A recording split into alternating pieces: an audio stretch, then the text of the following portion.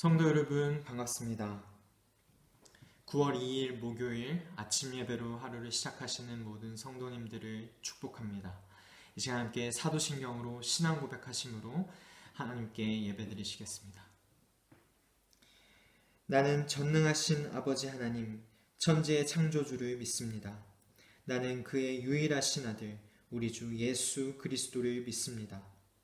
그는 성령으로 잉태되어 동정녀 마리아에게서 나시고 본디오 빌라도에게 고난을 받아 십자가에 못 박혀 죽으시고 장사된 지 사흘 만에 죽은 자 가운데서 다시 살아나셨으며 하늘에 오르시어 전능하신 아버지 하나님 우편에 앉아 계시다가 거기로부터 살아있는 자와 죽은 자를 심판하러 오십니다. 나는 성령을 믿으며 거룩한 공교회와 성도의 교제와 죄를 용서받는 것과 몸의 부활과 영생을 믿습니다. 아멘. 이제 함께 찬송가 254장 내 주의 보혈은, 통합 찬송가는 186장입니다. 함께 1절 찬송하시겠습니다.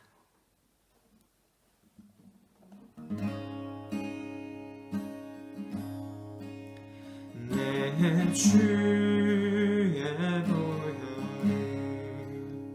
정하고 정하다 내 죄를 정케 하신 주 나오라 하신다. 내가 주께로 지금 가오니 십자가의 보혈로 날 씻어주소서.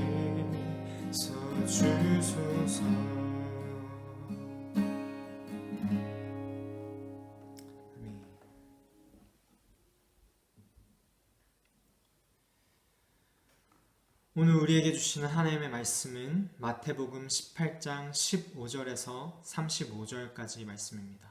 마태복음 18장 15절에서 35절까지 말씀 중에 읽는 것은 18장 23절에서 27절까지 제가 봉독하겠습니다. 마태복음 18장 23절에서 27절까지 말씀입니다. 그러므로 하늘나라는 마치 자기 종들과 샘을 가리려고 하는 어떤 왕과 같다.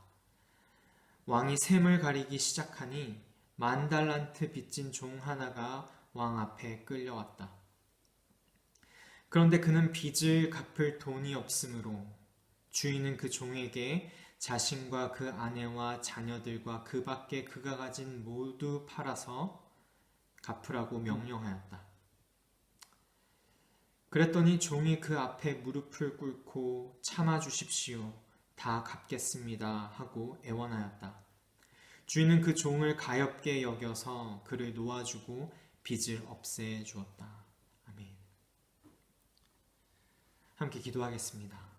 사랑의 주 하나님 아버지 감사합니다. 오늘도 우리에게 귀한 새 하루를 주시고 매일 아침마다 새로운 은혜로 우리와 함께 하심을 아버지 감사합니다. 이 시간 하나님의 말씀을 상고하며 그 말씀을 사모함 가운데 말씀을 통하여 하나님의 음성에 귀 기울이며 나아갈 때 우리 각 사람에게 말씀하여 주시고 은혜와 능력과 진리의 말씀을 통하여 삶 가운데 더욱더 우리가 열매 맺히며 주님께 영광 돌리는 삶을 살아 나아가도록 우리를 붙드시고 우리의 심령 가운데 우리 삶에 은혜 위에 은혜를 주께서 더하여 주시옵소서. 감사하며 예수 그리스도의 이름으로 기도합니다. 아멘.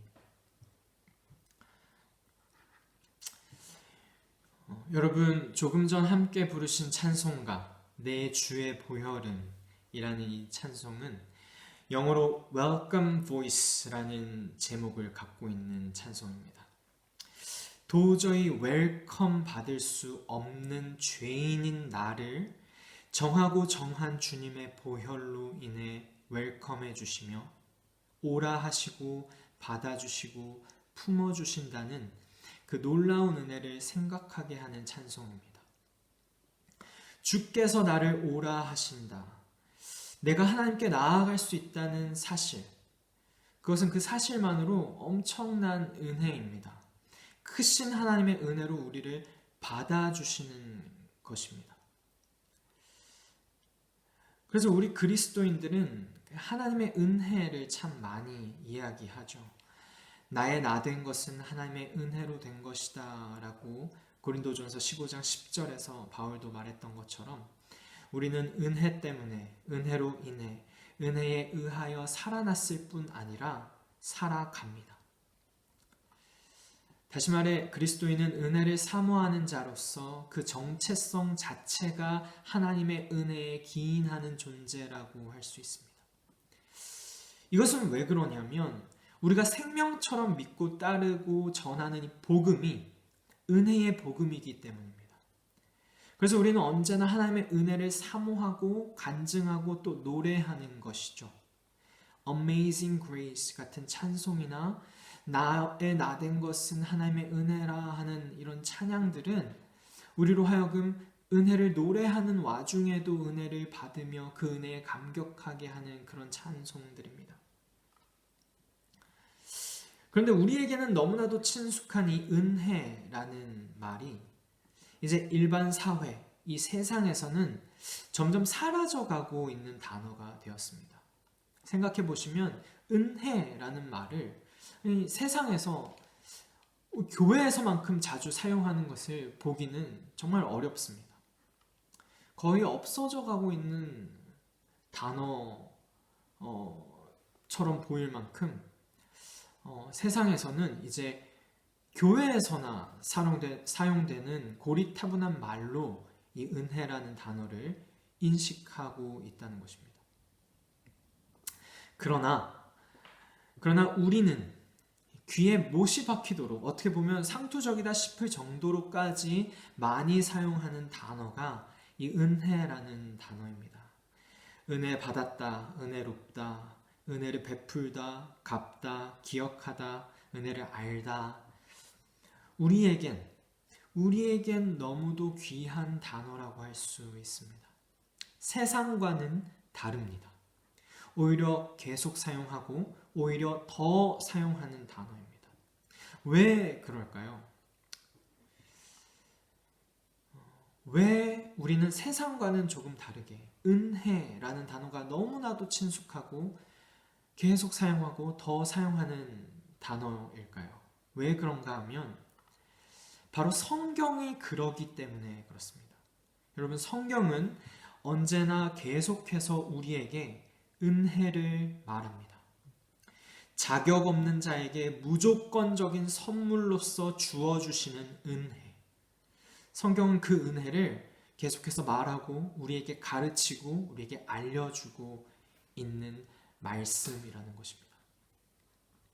그래서 사실 이 은혜는 오늘 본문의 첫 구절에서부터 또 볼 수 있는데 오늘 본문 마태복음 18장 15절에서 35절까지 그 본문 중 첫 번째 구절, 이 15절을 보시면 이렇습니다.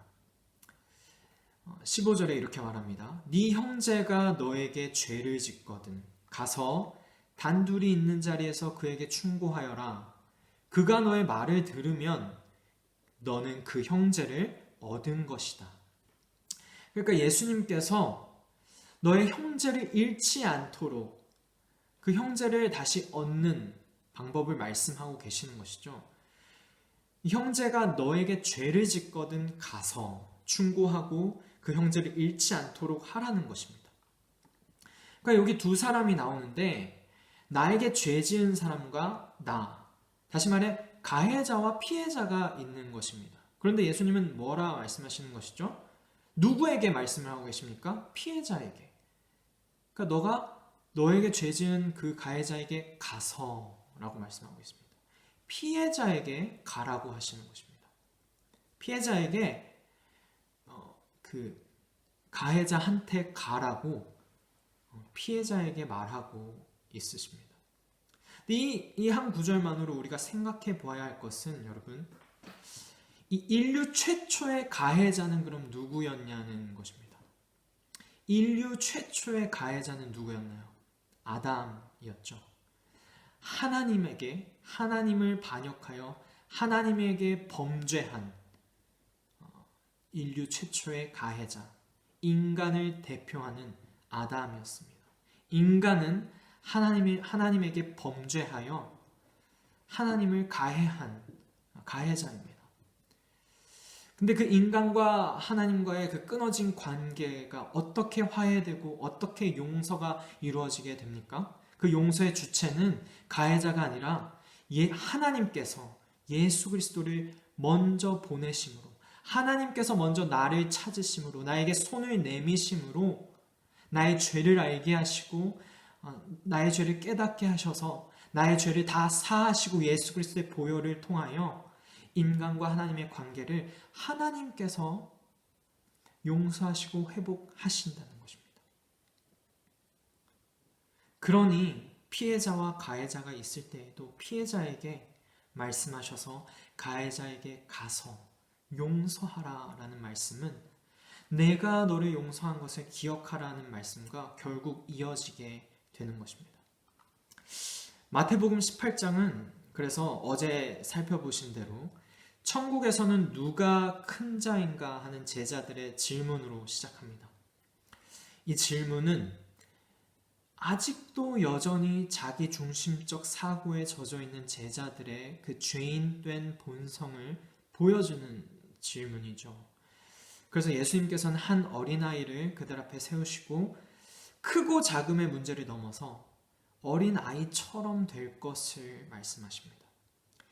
이제 그 당시에 가장 보잘것없고 미천하고 주목받지 못하고 그 당시에는 인정받지 못하고 함부로 다루어지기까지 한 존재, 그 어린아이로서 가장 작은 자가 되라라는 말씀을 주시는 것입니다.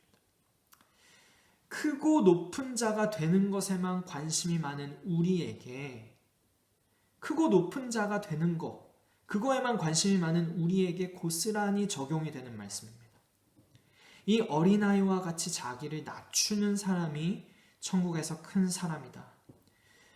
그리고 6절에서 나를 믿는 이 작은 자 중에 하나를 실족하게 하면 차라리 연자맷돌이 그 목에 달려서 깊은 바다에 빠지는 것이 낫다고 또 말씀하십니다. 여기서는 나를 믿는 이 작은 자라는 표현을 쓰셨죠. 그리고 주님은 길 잃은 양 한 마리를 또한 말씀하셨습니다. 그러고 나서 15절에 네 형제가 죄를 짓거든 이라는 말씀을 하십니다. 형제의 범죄를 어떻게 다룰 것인가에 대한 이 말씀은 교회의 권징에 대한 중요한 말씀인데, 결국 이 18장의 흐름에는 어린아이, 그리고 나를 믿는 이 작은 자, 길 잃은 양 한 마리, 그리고 형제가 등장합니다. 그러니까 모두가 다 하늘 아버지의 자녀들을 가리키는 말씀인 것이죠. 그러니까 세상 기준에 따라 높고 낮음을 따져서 대할 수 있는 그런 사람들이 아니라 하나같이 하나님의 존귀한 자녀들이라는 것입니다. 바로 이것이 오늘 본문의 배경입니다. 이는 네 형제고 하나님 아버지의 존귀한 자녀다라는 그 관점을 갖도록 주님은 말씀을 이어가시는 것인데, 내 눈에는 아무리 보잘것없고 하찮고 모자라 보여도 하나님 아버지의 눈에는 다르다는 것을 우리에게 상기시켜 주십니다. 그래서 이제 그 말씀을 듣던 베드로가 그러한 우리의 이웃은, 너의 형제 자매는 하나님 아버지, 교회 안에서의 관계는 그 형제 자매는 하나님 아버지의 존귀한 자녀다. 그러한 관점으로 언제나 바라보고 관계를 이루어 가야 한다라는 그런 말씀을 하는 중에 그 말씀을 듣던 이제 베드로가 주님께 이제 질문하는 것이죠. 21절에 주님, 그러면 그런 주님께서 존귀하다 말씀하시는 그 주님의 자녀들, 그 형제가 나에게 자꾸 죄를 지으면 내가 몇 번이나 용서하여 줘야 합니까? 7번까지 해야 합니까? 라고 21절에 베드로가 질문하는 것입니다. 이제 그러니까 이 당시에는 최대한 3번까지 용서해 주라고 가르친 랍비들의 가르침이 있었습니다. 그러니까 그 가르침을 알았던 베드로는 7번까지 해야 합니까? 라고 말하면서 어떻게 보면 굉장히 우쭐댔을지 모릅니다. 주님께서 그토록 어린아이, 그리고 작은 자, 잃어버린 양, 그리고 형제, 그들의 존귀함을 강조하셨으니까 그들 중 누군가 내게 잘못을 했다 해도 나는 그럼 7번까지 용서해 주겠다. 랍비들의 가르침보다 2배 이상 되는 용서를 나는 하겠다라는 결단을 베드로가 보여준 것입니다. 베드로가 우쭐대며 하는 말이긴 하지만 정말 우리가 우리의 삶에 빗대어 생각해보면 여러분, 용서라는 것은 한 번도 사실 하기가 어려운 것이죠. 용서는 쉬운 일이 아닙니다. 랍비들이 가르친 대로 3번까지 용서하는 일도 대단한 일이죠. 그런데 베드로는 그것을 뛰어넘어 7번까지 하리까 하는 그 말은 사실 대단한 수준의 결단입니다. 그러나 주님은 70번을 7번이라도 라는 말씀으로 무제한의 용서를 결국 말씀해 주고 계십니다. 그러니까 우리로서는 불가능한 일을 말씀하는 것이죠. 우리로서는 불가능해 보이는 그런 무제한의 용서를 어떻게 하라는 것인지, 그 말씀을 주시면서 계속해서 주님께서 우리에게 깨닫게 하시는 말씀을 주시는 것이 그 뒤에 이어지는 이 비탕감 받은 종의 비유 말씀입니다. 23절에 보면 예수님께서 이렇게 말씀을 시작하는 것이죠. 하늘나라는 마치 자기 종들과 샘을 가리려고 하는 어떤 왕과 같다라고 말씀하시면서 어떤 왕이 있는데 그 왕에게 빚을 진 종이 있었다라는 것입니다. 근데 이 종이 얼만큼의 빚을 졌냐 하니 10,000달란트의 빚을 졌다고 말씀하십니다. 그런데 이제 그는 그 빚을 갚을 돈이 없으니까 그 왕은 종에게 그 종 자신과 그 종의 아내와 자녀들과 그가 가진 모든 것을 팔아서 갚으라고 명령을 했다는 것이죠. 그래서 그 종이 26절에 참아주십시오. 다 갚겠습니다. 라고 애원했다고 합니다. 그랬더니 27절에 그 왕이 종을 가엾게 여겨서 그를 놓아주고 빚을 없애주었다라고 예수님께서 이 비유 말씀을 말씀해주고 있습니다. 근데 이게 굉장히 충격적인 비유 말씀이었던 것은 무엇이냐면 여러분, 이 당시에 사용되었던 이 화폐 중에 달란트가 있고 또한 데나리온이라는 것이 있었는데 여기서 10,000달란트 빚을 졌다라는 말은 말도 안 되는 액수의 돈을 빚졌다라는 것이죠. 왜냐하면 이 당시에 화폐로서 데나리온이 있었는데 100데나리온이라는 돈을 벌기 위해서는 100일을 일을 했었어야 했습니다. 그러니까 하루에 한 데나리온을 벌 수 있는 것이었죠. 그러니까 100데나리온을 벌려면 100일치의 노동이 필요했던 것인데 이 달란트라는 화폐는 6,000데나리온이 모여야 1달란트가 되는 화폐입니다. 그러니까 다시 말해서 1달란트는 6,000데나리온과 같기 때문에 이 1달란트만 벌려고 해도 6,000일의 노동 시간이 필요한 것이죠. 그것은 곧 16년에 가까운 시간입니다. 그런데 지금 이 종은 얼만큼의 빚을 졌느냐? 10,000달란트의 빚을 졌다고 말하고 있습니다. 그러니까 정말 이제 계산을 하면 거의 16만 년을 일해야 벌 수 있는 액수의 돈이라는 것입니다. 그러니까 말도 안 되는 무한한 지금 빚을 졌다라는 것이죠. 절대의 종의 힘으로는 갚을 수 없는 빚을 졌다는 것입니다. 근데 그 말도 안 되는 무한하다 싶을 정도의 양의 그 빚을 그냥 탕감해 줬다. 이런 왕은 없는 것입니다.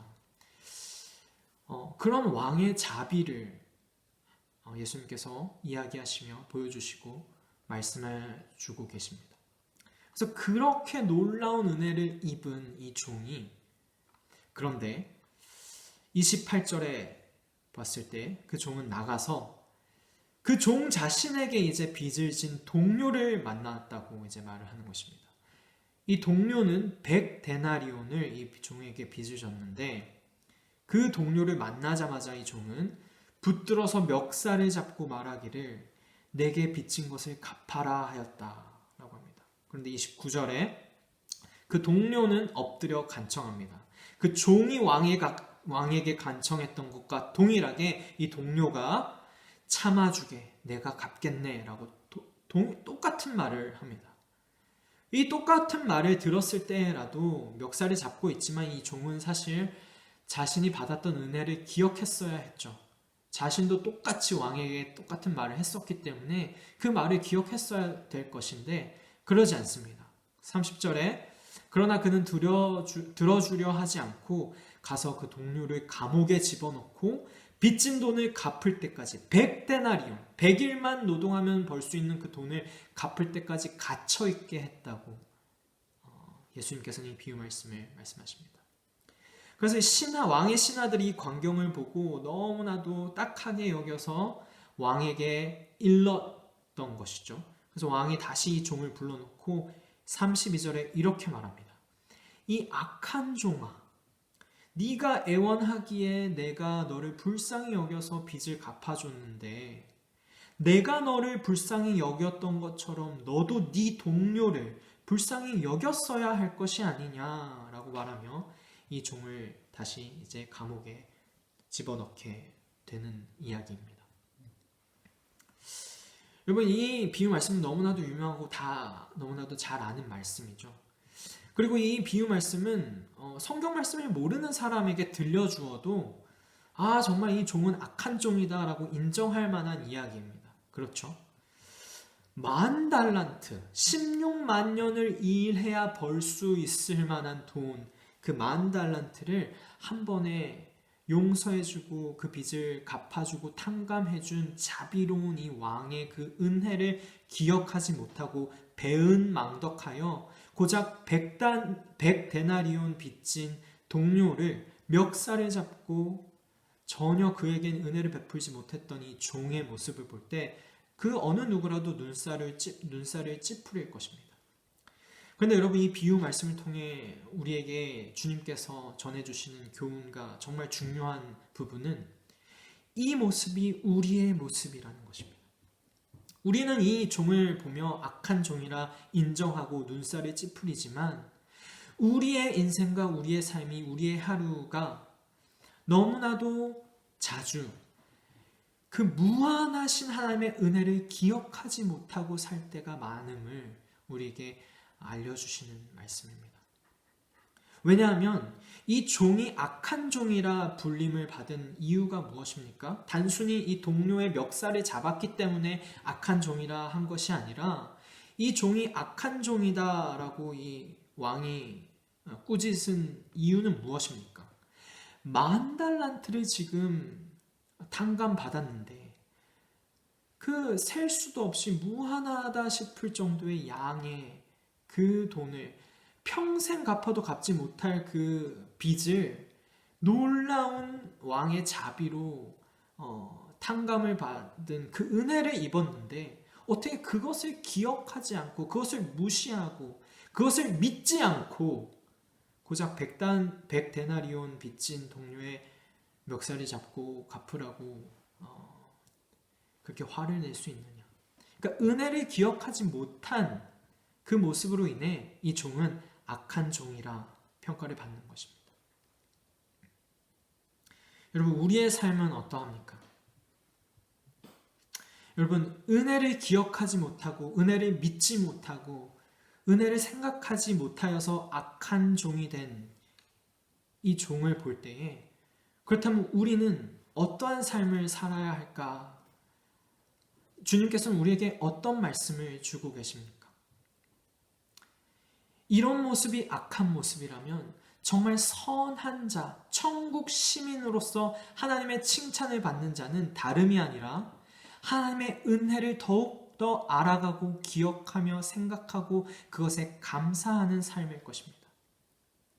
악한 것은 다른 것이 아니라 그 은혜를 모르고 그 은혜를 믿지 않고 그 은혜를 기억하지 않아 배은망덕한 그 마음 자체가 악한 마음이라면 우리는 더더욱 그 은혜를 더욱더 기억하며 은혜를 알아가고 그 은혜에 감격하여 살 때에 참으로 선한 하나님의 백성이 될 줄로 믿습니다.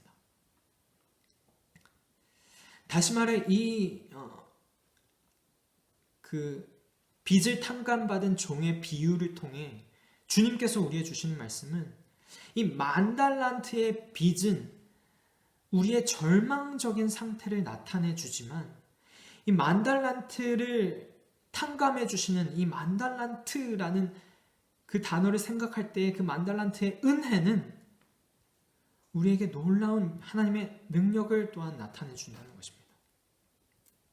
다시 말하면 10,000달란트의 빚은 지금 나의 절망적인 상태를 나타내 줍니다. 10,000달란트는 인간이 하나님을 가해한 죄의 크기, 그리고 그 죄를 갚을 수 없는 인간의 무능력을 나타내 줍니다. 그 죄의 빚을 진 인생은 절망 그 자체이죠. 영원한 지옥 형벌을 받는 것만이 그가 이 빚을 해결할 수 있는 길입니다. 그런데 10,000달란트의 은혜는 그리스도께서 육신을 입고 이 땅에 오셔서 이루신 속죄의 능력과 크기를 보여줍니다. 10,000달란트를 탕감받은 일은 그저 말로만 이루어진 일이 아니라 10,000달란트의 죄값을 하나님의 아들이신 예수 그리스도께서 치르셨습니다. 갚을 수 없는 빚을 탕감받았고 갚을 수 없는 무한한 은혜를 우리는 입은 것입니다. 복음에 나타난 하나님의 은혜는 그런 10,000달란트의 은혜입니다. 그래서 예수님께서는 너의 형제가 너에게 죄를 범해도 먼저 너가 그 형제에게 찾아가고 형제가 계속 너에게 죄를 범해도 7번일 뿐만 아니라 70번씩 7번이라도 무제한으로 용서하여야 할 것이다. 그렇게 하라고 요구하시는 것이 아니라 너가 받은 은혜를 생각했을 때 형제를 용서하는 것은 지극히 당연한 일이 되어버릴 것이다 라는 이치를 예수님께서는 그저 설명하여 주고 계시는 것입니다. 우리에게 어떻게든 용서해 라는 용서의 부담과 짐을 짊어져 주시는 것이 아니라 너가 받은 은혜를 기억하지 못하느냐 하고 하나님의 은혜를 우리에게 다시 한번 상기시켜 주시는 말씀입니다. 너는 악한 종이 되지 말아라. 10,000달란트의 빚, 너의 그 무능력함으로는 절대로 갚을 수 없는 그 절망적인 상태를 보여주는 이 10,000달란트의 빚을 생각할 때 동시에 10,000달란트의 은혜가 너에게 임하여서 그리스도께서 육신을 입고 나를 속죄하신 그 속죄의 능력과 크기가 그 10,000달란트의 은혜 가운데 있다는 것을 기억하여서 그 놀랍고 무한한 하나님의 은혜가 지금도 내 안에 작용하고 내 삶을 이끌어간다는 것. 그 은혜가 나를 살아나게 했을 뿐만 아니라 나를 살아가게 한다는 것을 항상 기억하여 너는 선한 종으로 나를 따르라 라는 말씀을 이 비유 말씀을 통하여 우리에게 주고 계시는 것입니다. 그래서 우리는 언제나 이 10,000달란트의 은혜를 기억하기 원합니다. 하나님의 은혜는 정말 깊고 높고 넓고 길어서 무한하고 무한하여 우리가 영원토록 알아가야 될 은혜인 줄로 믿습니다. 오늘 이 하루도 그 은혜에 힘입어서 그 은혜에 감격하여서 감사함과 기쁨 가운데 주님과 동행하며 살아가는 우리 모두가 되길 간절히 기도합니다. 이 시간 함께 응답 찬송으로 찬송가 216장 성자의 귀한 몸 4절을 함께 찬송하시겠습니다.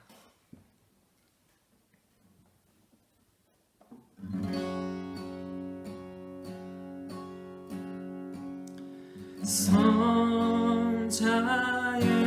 귀한 몸 나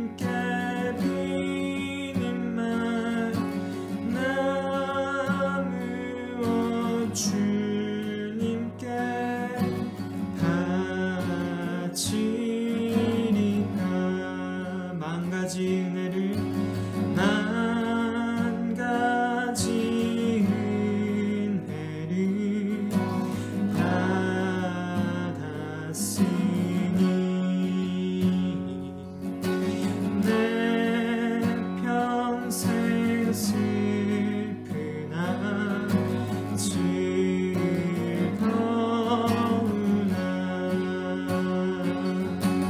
이 문을 온전히 주님께 바쳐서 주님만 위하여 늘 살겠네.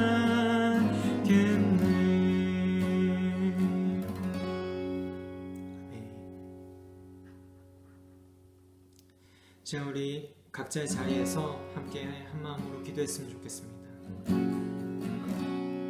자, 함께 기도하실 때에 나를 살아나게 하시고 또한 지금도 살아가게 하시는 하나님의 은혜를 기억하며 그 은혜에 감사하며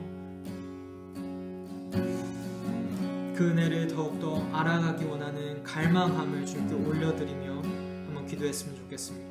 나를 살리시고 오늘도 나를 살게 하시는 하나님의 은혜에 힘입어 오직 그 은혜에 힘입어 내가 더욱더 변화받으며 그 은혜에 힘입어 내가 선행을 하며 살아가기 원합니다. 내 선행으로 나를 변화시키며 은혜를 받기 위해 노력하는 것이 아니라 이미 받은 그 은혜 때문에 그 은혜에 감사하여 그 은혜에 힘입어 절로 선행이 삶 가운데 나오는 그런 신자의 삶이 되도록 아버지 나를 더욱더 붙드시고 이 시간 더욱더 하나님의 은혜를 사모하며 갈망하며 구하며 나아갑니다.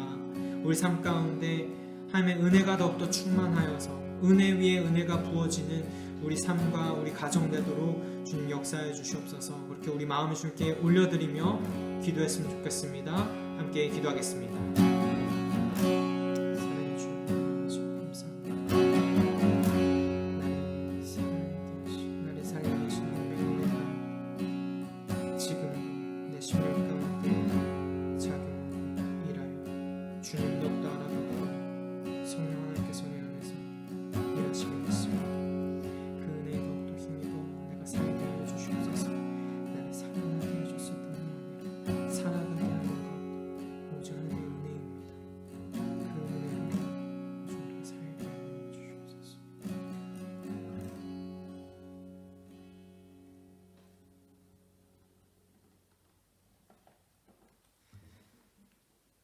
사랑의 주 하나님 아버지 감사합니다. 내가 살아났고 또한 살아가는 것, 나의 살아남도 살아감도 다 하나님의 은혜입니다. 오직 하나님의 은혜로 살아났고 하나님의 은혜로 내가 살아간다는 것을 언제나 우리가 기억하여서 악한 종과 같이 하나님의 은혜를 망각하고 그 은혜를 무시하고 그 은혜를 믿지 않고 멀리하는 그런 악한 종이 아니라 지극히 선한 종으로서 오직 그 은혜를 더욱더 알아가고 그 은혜에 감격하고 감사하는 종들로 살아가는 우리 모두가 되도록 주님 인도하여 주시옵소서. 그렇게 하나님의 은혜를 입고 하나님의 사랑 안에 거하는 하나님의 백성으로 하나님의 자녀로 우리를 오라 하시고 받아주시고 품어주시는 주님이시오니 주님 더욱더 바라보며 주님 더욱 사랑하는 우리 모두가 되게 하셔서 이 하루도 주님과 동행하며 주님을 높이는 우리 모두가 되게 하여 주시옵소서. 우리 삶에 은혜 위에 은혜를 더하시는 주님 감사합니다.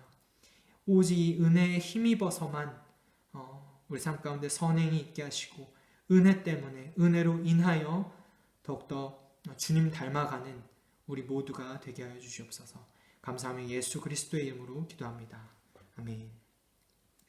하늘에 계신 우리 아버지, 아버지의 이름을 거룩하게 하시며 아버지의 나라가 오게 하시며 아버지의 뜻이 하늘에서와 같이 땅에서도 이루어지게 하소서. 오늘 우리에게 일용할 양식을 주시고 우리가 우리에게 잘못한 사람을 용서하여 준 것 같이 우리 죄를 용서하여 주시고 우리를 시험에 빠지지 않게 하시고 악에서 구하소서. 나라와 권능과 영광이 영원히 아버지의 것입니다. 아멘.